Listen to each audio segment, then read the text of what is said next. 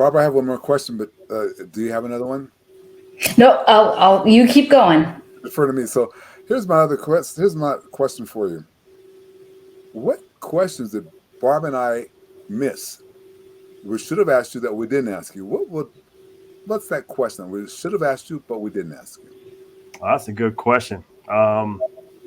One question that comes to the top of mind is that you guys kind of mentioned before, but what am I doing, or what am I ways I'm actually improving or taking companies to that next level, things that I'm doing differently that set me apart from everyone else. Like, what is that unique factor or something that I'm doing differently? That's what comes to the top of my head right now. Darn good question.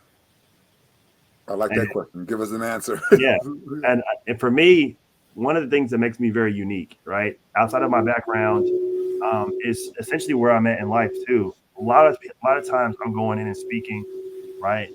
There's a lot of times speakers come into most organizations, they're gray haired, right? They're a lot older. They're on a far end of the spectrum, right? But me, I'm being right in the middle. 30 years old. I'm not too far from the younger generation. I'm not too far from the older generation, where I'm able to connect with both. And my calling card is how I can connect entry level employees with top level executives, right? Where you have baby boomers and Gen Alpha, Gen Beta coming in, right?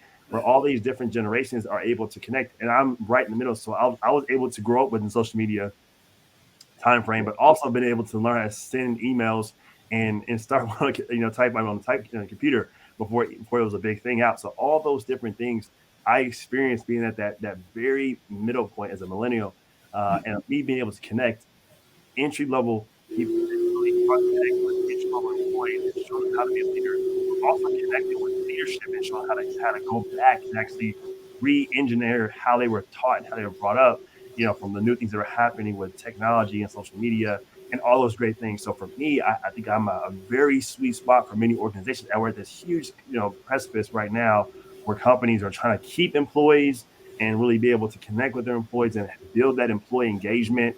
That's where you bring me in. Love it. Love it. Absolutely love it.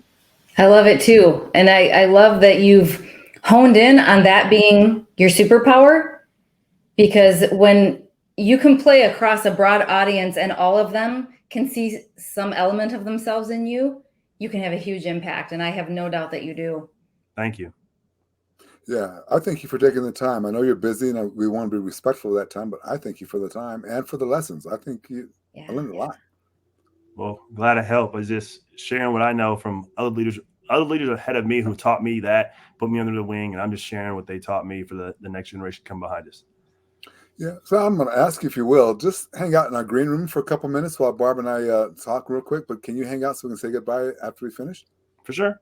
Okay, it won't be too long, 2 or 3 hours. No, I'm just kidding. Right. Lunch or something with that long. Yeah. Again, thank you.